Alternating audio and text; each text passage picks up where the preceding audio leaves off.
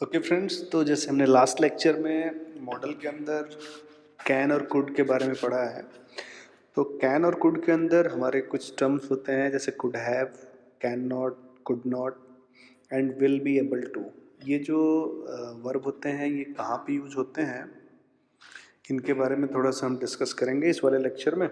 तो आप स्टार्ट करिए, पेन और कॉपी लेके अपना लिखना भी स्टार्ट करिए और साथ में जो हम एग्जाम्पल करेंगे उसको फोकस भी करिए। ओके, ठीक है फिर चलिए स्टार्ट करते हैं। सबसे पहले हम स्टार्ट करते हैं could have.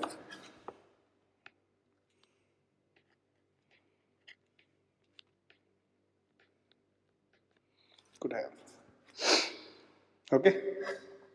Could have is used to express past possibility, express past possibility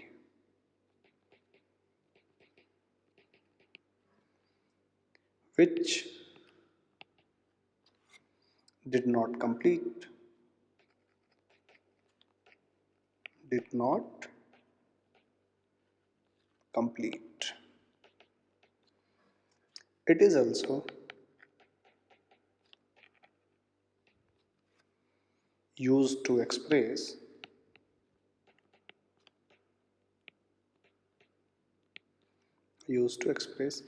imaginary situation, imaginary situation, imaginary situations। Okay, could have का जो यूज होता है सबसे पहले तो ये हो गया कि भूतकाल की जो संभावना को व्यक्त करता है, यानी कि पास्ट पॉसिबिलिटी को जो व्यक्त करता है, भूतकाल की जो संभावना होती है उसको व्यक्त करता है वो सेंटेंस, उसमें हम कुड हैव का यूज करते हैं।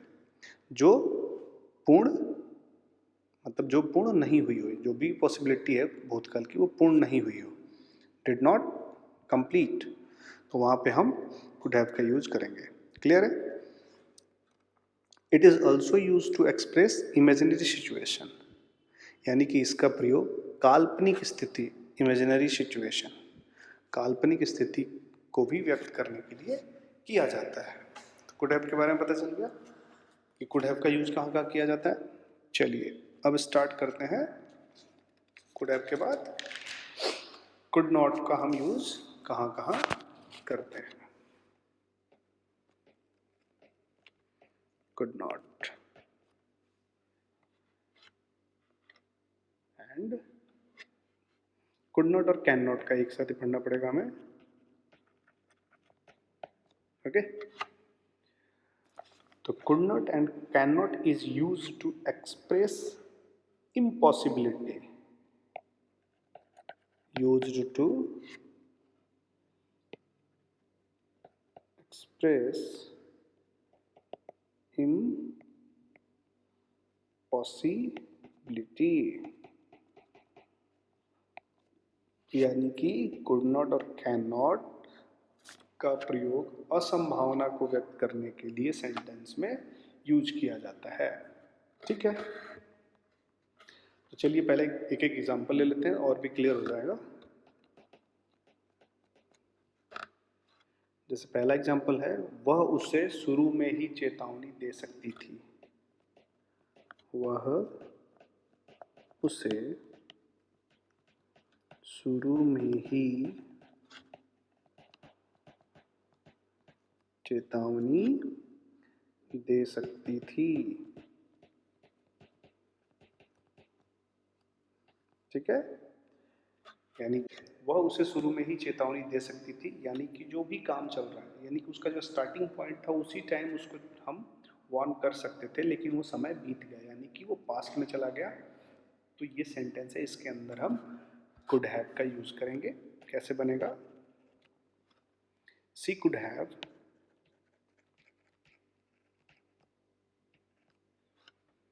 Warned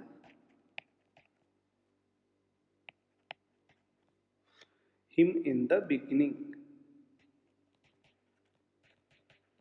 him in the beginning, starting में ही, शुरुआत में ही। क्लियर है? चलिए एग्जाम्पल और लेते हैं। कबूतर उड़कर अपनी जान बचा सकता था। उड़कर अपनी जान बचा सकता था, यानी कि अगर कबूतर उड़ जाता तो उसकी जान बच जाती, यानी कि वो उड़ा नहीं।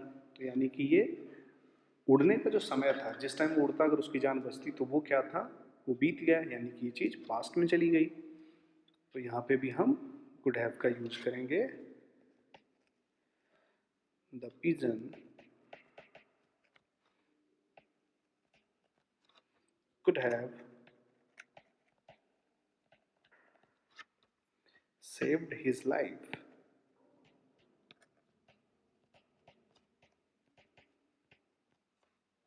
by flying।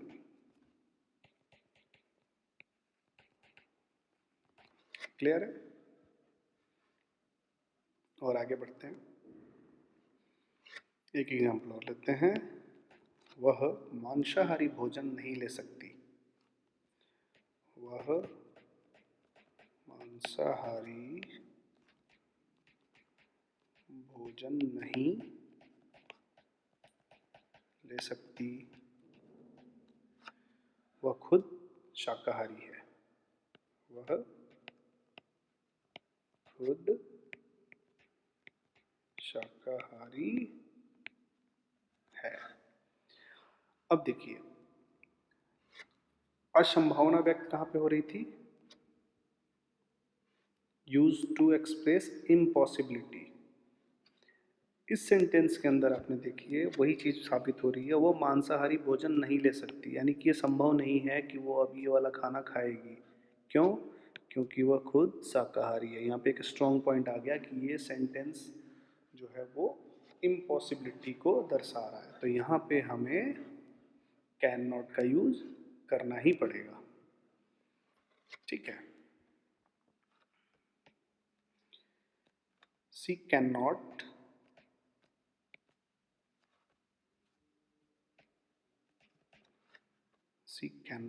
take non-vegetarian food।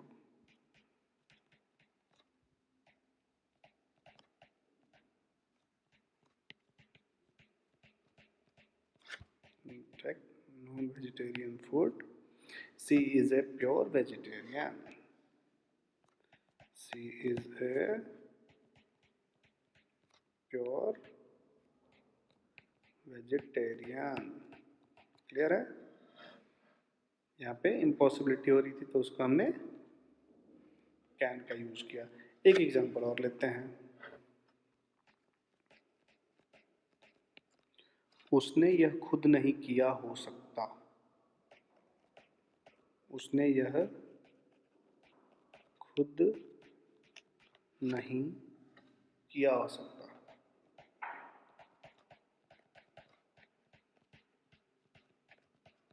यहाँ पे भी जो है वो इम्पॉसिबिलिटी की फीलिंग आ रही है सेंटेंस से। उसने यह खुद नहीं किया हो सकता, यानी कि जो काम हुआ है, जिस बंदे के ऊपर इल्ज़ाम लग रहा है या बताया जा रहा है उसके बारे में, वो ये काम नहीं कर सकता, यानी कि यहाँ पे जो पॉसिबिलिटी है वो इम्पॉसिबल है। तो यहाँ पे भी हमें कैन या कुड का यूज़ करना पड़ेगा। तो हम यहाँ पे कुड नॉट का यूज़ करेंगे, उसने। ठीक है ना?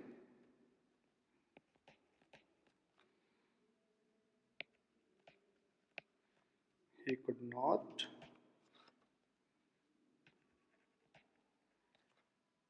have done this himself।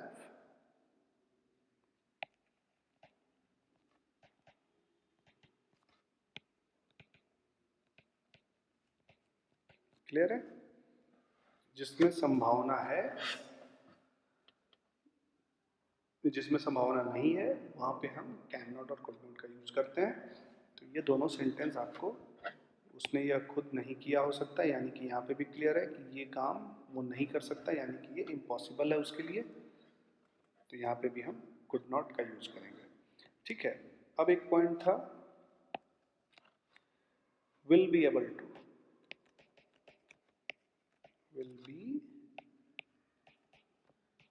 Able to, इसके बारे में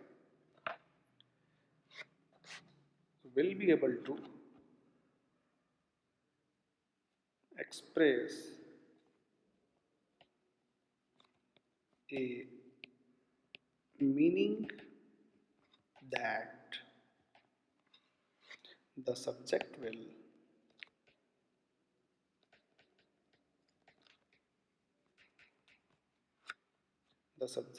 be capable to do,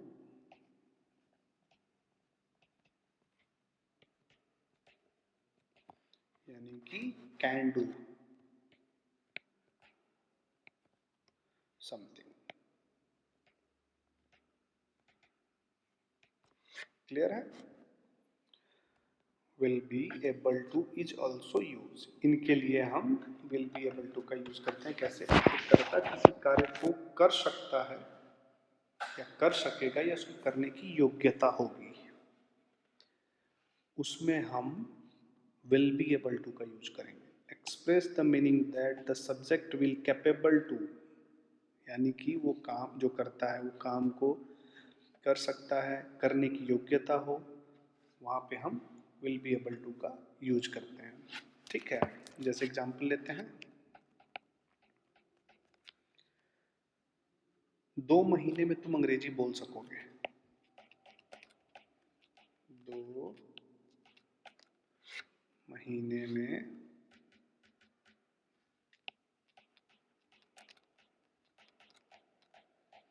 तुम अंग्रेजी बोल सकोगे। यानी कि ये जो सेंटेंस है ये बता रहा है कि अगर उसने 2 महीने स्टडी कर लिया कर्ता ने, तो वो इंग्लिश बोलने लगेगा, यानी कि वो कैपेबल है इस काम को करने के लिए।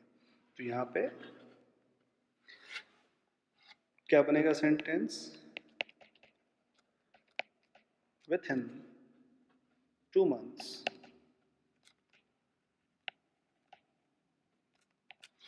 you will be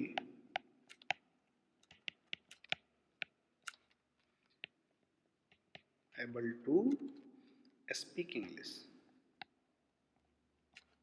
speak in English। ठीक है, क्लियर है? यानी यहाँ पे जो करता है वो ये काम 2 महीने में कर लेगा, इसकी संभावना बन रही है, यानी कि वो कर ही लेगा। तो यहाँ पे हम विल बी एबल टू का यूज करेंगे। एक एग्जांपल और लेते हैं,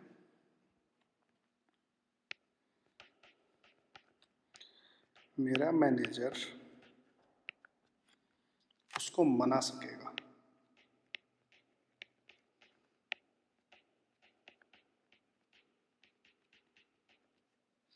मेरा मैनेजर उसको मना सकेगा। My manager will be able to, यहाँ पे भी यानी कि वो मैनेजर जो है वो इस काम को कर ही लेगा, इतना विश्वास है उसके मालिक को अपने मैनेजर पे। तो यहाँ पे भी हम विल बी एबल टू का यूज करेंगे। कैसे करेंगे?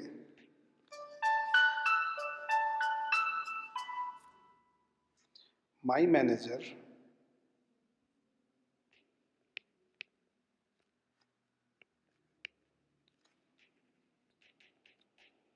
will be able to finalize the contract। Clear है? तो यहाँ पे हम will be able to का यूज करेंगे, यानी कि मेरा मैनेजर उसको मना लेगा। यहाँ पे भी एक पॉसिबिलिटी बन रही थी, यानी कि ये काम करता कर ही लेगा। तो यहाँ पे भी हम विल बी एबल टू, तो जिस भी सेंटेंस में अगर काम होने की संभावना एकदम मतलब वो हो ही जाए कर्ता के द्वारा, तो वहाँ पे आप विल बी एबल टू का यूज़ करेंगे। ओके, तो thank you so much. Please मेरे चैनल को सब्सक्राइब करिए और बेल आइकन को प्रेस करिए, ताकि जब भी हम कोई नया वीडियो अपडेट करेंगे आपको वो वीडियो प्राप्त